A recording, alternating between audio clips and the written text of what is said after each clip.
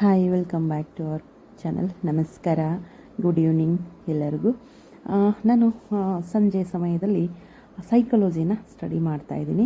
ನನಗೆ ಯಾರೋ ಒಬ್ಬರು ಕಮೆಂಟ್ ಮಾಡಿದರು. ಆ ಕಮೆಂಟಿಗೆ ಫಸ್ಟ್ ನಾನು ಆನ್ಸರ್ ಮಾಡ್ತೀನಿ. ನಿಮ್ದು ಯಾವ ಸಬ್ಜೆಕ್ಟು ಅಂತ ಕೇಳಿದ್ದೀರಾ. ನನ್ನ ಸಬ್ಜೆಕ್ಟು ಬಂದು ಇತಿಹಾಸ, ಅಂದರೆ ಹಿಸ್ಟ್ರಿ. ಡಿಗ್ರಿಯಲ್ಲಿ ನಾನು HSP ತೊಗೊಂಡಿರೋದು. ಹಾಗಾಗಿ ನನ್ನ ಒಂದು ಸಬ್ಜೆಕ್ಟು ಇತಿಹಾಸಕ್ಕೆ ಸಂಬಂಧಪಟ್ಟಂಥದ್ದು. ಸೊ ಸಾಯಂಕಾಲ ಸಮಯ ಟೀ ಕಾಫಿ ಎಲ್ಲ ಕುಡಿದಿರ್ತಾರೆ, ಮಕ್ಕಳು ಸ್ಕೂಲಿಂದ ಬಂದಿರ್ತಾರೆ. ಬಂದಾದಮೇಲೆ ಅವ್ರಿಗೂ ಒಂದು ಸ್ವಲ್ಪ ಸ್ನ್ಯಾಕ್ಸ್ ಎಲ್ಲ ಮಾಡಿಕೊಟ್ಟು ಫ್ರೆಶ್ ಅಪ್ ಆಗ್ತೀರಾ. ಆಮೇಲೆ ಮಧ್ಯಾಹ್ನ ಓದಿರ್ತೀರ. ಸೊ ಅದನ್ನೇ ರಿಪೀಟ್ ಮಾಡೋದು ಬೇಡ. ಏನೋ ಒಂದು ಸ್ವಲ್ಪ ಸೈಕಾಲಜಿ ಅಂದರೆ ಅದನ್ನೇನಪ್ಪ ಅಂದರೆ ನಾವು ಅಳವಡಿಸ್ಕೊಳ್ಬೇಕು. ಯಾಕಂದರೆ ಸೈಕಾಲಜಿ ಡೈರೆಕ್ಟಾಗಿ ಓದಿದರೆ ನಮಗೆ ಅರ್ಥ ಆಗೋದಿಲ್ಲ. ನಾವು ಅದನ್ನು ಏನು ಮಾಡಬೇಕು ಅಂತಂದರೆ ಒಂದೊಂದಕ್ಕೂ ಲಿಂಕ್ ಮಾಡಿ ಓದ್ತಾ ಹೋಗಬೇಕು. ಆಗ ಮಾತ್ರ ಸೈಕಾಲಜಿ ನಮಗೆ ಚೆನ್ನಾಗಿ ಅರ್ಥ ಆಗುತ್ತೆ. ಸೊ ಹಾಗಾಗಿ ನೀವು ಸೈಕಾಲಜಿ ಓದಬೇಕಾದ್ರೆ ನಿಮ್ಮ ಮನಸ್ಸು ಶಾಂತವಾಗಿರಬೇಕು, ಪ್ರಶಾಂತವಾದಂಥ ವಾತಾವರಣ ಇರಬೇಕು. ಸೊ ಆಗ ಓದಿದರೆ ಖಂಡಿತ ಓದಿದಂಥ ವಿಷಯ ತಲೆಗತ್ತುತ್ತೆ ಅಂತಲೇ ಹೇಳ್ಬೋದು. ಸೊ ಏನಂತಂದರೆ ನೀವು 3 ಗಂಟೆ 4 ಗಂಟೆ ಕುಂತು ಓದೋಕ್ಕಾಗಲಿಲ್ಲ ಅಂತಂದರೆ ಒಂದು ಅರ್ಧ ಗಂಟೆ ವಿಷಯವನ್ನು ಸ್ಟಾರ್ಟಿಂಗಲ್ಲಿ ಓದಬೇಕಾದ್ರೆ ವಿಷಯ ಏನೋ ಒಂಥರ ಬೇಸರ ಅನಿಸುತ್ತಿರುತ್ತೆ. ಅಯ್ಯೋ ಏನಪ್ಪ ಮಾಡೋದು, ಅರ್ಥನೇ ಆಗ್ತಿಲ್ಲ ಅಂತ ಅನಿಸ್ತಾ ಇರುತ್ತೆ. ಆದರೆ ಒಂದು ವಿಷಯವನ್ನು ಒಂದಲ್ಲ 2 ಸಾರಿ ನೀವು ಓದ್ಬಿಟ್ಟು ಮನನ ಮಾಡ್ಕೊಳ್ಳಿ, ಅರ್ಥ ಮಾಡ್ಕೊಳ್ಳಿಕ್ಕೆ ಪ್ರಯತ್ನ ಮಾಡಿ. ಸೊ ಕಠಿಣವಾದಂಥದ್ದು ಯಾವುದೂ ಅಲ್ಲ. ಇಂದು ಓದುವ ಪ್ರತಿಯೊಂದು ಪುಟವು ನಾಳೆ ಯಶಸ್ಸಿನ ಒಂದು ಹೆಜ್ಜೆ ಅಂತ ನಾನು ಒಂದು ಕೊಟೇಶನ್ ಕೂಡ ಕೊಟ್ಟಿದ್ದೀನಿ. ಜೊತೆಗೆ ನಮ್ಗೆ ಓದಬೇಕಾದ್ರೆ ಆಯಾಸ ಆದಂಗೆ ಆಗುತ್ತೆ, ನಿದ್ದೆ ಬಂದಂಗೆ ಆಗುತ್ತೆ. ಅಯ್ಯೋ ಇದೆಲ್ಲ ಬೇಕಾ ನಮಗೆ, ಹೆಂಗೋ ಗಂಡ ತಂದ ಆಗ್ತಿದ್ದಾನೆ ತಿನ್ಕೊಂಡು ಮನೇಲಿ ಕೂತ್ಕೊಂಡ್ಬಿಡೋಣ ಅಂತ ಒಂದೊಂದು ಸಾರಿ ಅಷ್ಟು ಬೇಸರ ಆಗುತ್ತೆ ಮನುಷ್ಯಗೆ. ಒಂದೊಂದು ಸಾರಿ ಯಪ್ಪ ಏನಪ್ಪ ಮಾಡೋದು, ಹೆಂಗಪ್ಪ ಓದೋದು, ನಾನು ಏನು ಮಾಡಿದ್ರೂ ತಲೆಗೆ ಹೋಗ್ತಿಲ್ಲ ಅನ್ನೋ ಒಂದು ಥಾಟ್ ಖಂಡಿತ ಸ್ಪೆಷಲಿ ಮದುವೆ ಆಗಿರ್ತಕ್ಕಂಥ ಹೆಣ್ಮಕ್ಳಲ್ಲಿ ಎಲ್ರಿಗೂ ಬರಲಿಕ್ಕಿಲ್ಲ, ಕೆಲವೊಬ್ಬರಿಗೆ ಮೇ ಬಿ ನಮ್ಮಂಥವ್ರಿಗೆ ಬರ್ಬೋದೇನೋ ಅನ್ನಿಸ್ತಾ ಇರುತ್ತೆ. ಸೊ ಸೈಕಾಲಜಿ ನೋಡಿದಾಗ ಅದು ಏನಪ್ಪ ಇದು ಹಿಂಗೆ ಅನಿಸುತ್ತೆ. ಬಟ್ ಅದನ್ನು ನಾವು ಒಂದಲ್ಲ 2 ಸಾರಿ, ಒಂದು ಸಾರಿ ಸುಮ್ಮನೆ ಓದ್ತಾ ಹೋಗಿ, ಸುಮ್ಮನೆ ಪುಸ್ತಕ ಹಿಡ್ಕೊಂಡು ಪೆನ್ಸಿಲ್ ಬೇಡ, ಪೆನ್ ಬೇಡ, ಏನೂ ಬೇಡ, ಪಾಯಿಂಟ್ಸ್ ಮಾಡಬೇಡಿ. ಒಂದು ಸತಿ ಆ ಪುಸ್ತಕವನ್ನು ಸ್ಪೀಡ್ ರೀಡಿಂಗ್ ಮಾಡಿ. ಒಂದು ಸರಿ ಏನೂ ಇಲ್ಲ, ಸ್ಪೀಡ್ ರೀಡಿಂಗ್ ಮಾಡ್ತಾ ಹೋಗಿ ತಿರ್ಗಾ ಒಂದು ಸಾರಿ ಕೂತ್ಕೊಂಡು ಒಂದು 5 ನಿಮಿಷ ಕೂತ್ಕೊಂಡು ನೀವೇನೇನು ಓದ್ಕೊಂಡ್ರಿ ಅನ್ನೋದನ್ನು ಸ್ವಲ್ಪ ಮನನ ಮಾಡ್ಕೊಳ್ಳಿ. ಏನು ಹಿಂಗೆ ಹೇಳ್ತೀರಾ ಪಟ್ಟಂತ ಅದು ಹೇಗ್ರಿ ನಾವು ಓದಿರೋದು ಮನಸ್ಸಿಗೆ ಬಂದುಬಿಡುತ್ತೆ? ಖಂಡಿತ ಬರೋದಿಲ್ಲ. ಸ್ವಲ್ಪನಾದರೂ ನೆನಪಿಗೆ ಬಂದೇ ಬರುತ್ತೆ. ಸೊ ಅದನ್ನು ಮತ್ತೆ ಇನ್ನೊಂದು ಸಾರಿ ಗಮನ ಕೊಟ್ಟು ಒಂದು ಪೆನ್ ತೊಗೊಂಡು ಓದ್ತಾ ಬನ್ನಿ, ಪಾಯಿಂಟ್ಸ್ ಮಾಡ್ತಾ ಬನ್ನಿ. ನೀವು ತಿರ್ಗಾ ಓದ್ತಿರ್ಬೇಕಾದ್ರೆ ನೆಕ್ಸ್ಟ್ ಸ್ಟೆಪ್ ಓದುವಾಗ ಒಂದೊಂದು ಪಾಯಿಂಟ್ಸ್ ಪಟ್ಟಂತ ನೆನಪಿಗೆ ಬರುತ್ತೆ. ಕೆಲವೊಂದು ಹೆಸರುಗಳು ನೆನಪಿಗೆ ಬರುತ್ತೆ, ವಿಧಾನಗಳು ನೆನಪಿಗೆ ಬರುತ್ತೆ. ಸೊ ಹೀಗೆ ಓದ್ತಾ ಹೋಗಿ ಖಂಡಿತ ಯಶಸ್ಸು ಸಿಕ್ಕೇ ಸಿಗುತ್ತೆ. ಆಯಾಸ ತಾತ್ಕಾಲಿಕ, ಆದರೆ ಯಶಸ್ಸು ಶಾಶ್ವತ. ನಾವು ಶಾಶ್ವತವಾಗಿ ಯಶಸ್ಸನ್ನು ಪಡ್ಕೊಳ್ಬೇಕು ಅಂತಂದರೆ ಹೌದು, ಜೀವನ ನಡೀತಾ ಇರುತ್ತೆ, ಸಂಸಾರ ಸಾಗ್ತಿರುತ್ತೆ, ಆಸೆ ಕನಸುಗಳು ಬೆಟ್ಟದಷ್ಟಿರುತ್ತೆ. ಆ ಬೆಟ್ಟನ ನಾವು ಏನಪ್ಪ ಅಂತಂದರೆ ಅದಕ್ಕೆ ತೀರಾ ತುದಿಗೆ ಮುಟ್ಟೋಕ್ಕಾಗಿಲ್ಲ ಅಂತಂದರು ಅಟ್ಲೀಸ್ಟ್ ಒಂದು ಮಟ್ಟಕ್ಕಾದರೂ ಮುಟ್ಟಬೇಕಲ್ವಾ.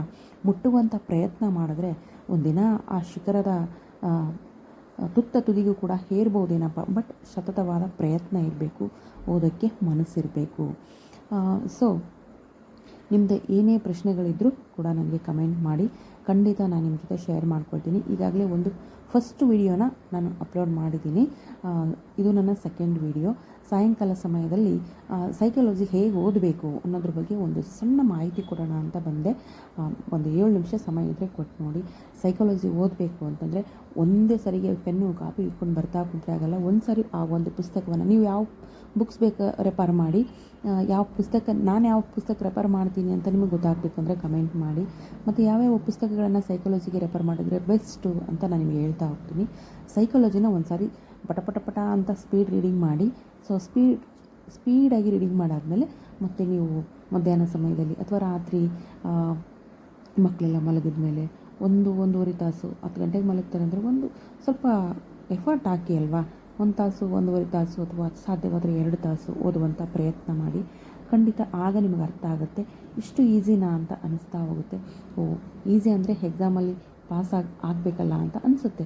ಆದರೆ ನೋಡಿ, ಅಸಾಧ್ಯವಾದದ್ದು ಯಾವುದೂ ಇಲ್ಲ ಮನುಷ್ಯನಿಗೆ. ನಮ್ಮ ಪ್ರಯತ್ನವೂ ಇರಬೇಕು. ಜೊತೆಗೆ ಏನು ರೀ ದೇವರ ಅನುಗ್ರಹ ಅಂತ ಹೇಳ್ತೀರಾ, ಹೌದು ನಾನು ದೇವ್ರನ್ನ ನಂಬ್ತೀನಿ. ಬಟ್ ನೀವು ನಂಬೋದು ಬಿಡೋದು ನಿಮಗೆ ಬಿಟ್ಟಿದ್ದು.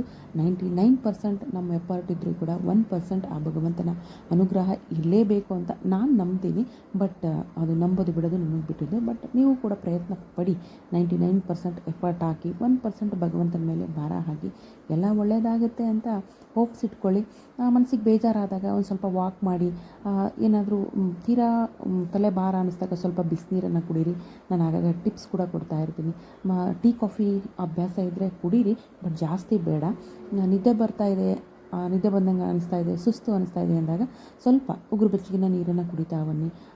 ಇಲ್ಲಾಂದರೆ ಸ್ವಲ್ಪ ಜಾಸ್ತಿನೇ ಬಿಸಿ ಮಾಡಿಕೊಂಡು ಕಾಫಿ ಟೀ ಕುಡಿತೀವಲ್ಲ, ಆ ರೀತಿ ಸ್ವಲ್ಪ ಬಿಸಿನೀರನ್ನ ಕುಡಿತಾ ಬನ್ನಿ. ಮೈಂಡ್ ರಿಲೀಫ್ ಅನಿಸುತ್ತೆ. ಒಂದ್ಸರಿ ಟ್ರೈ ಮಾಡಿ ನೋಡಿ ಆದಮೇಲೆ ನನಗೆ ಕಮೆಂಟ್ ಮಾಡಿ.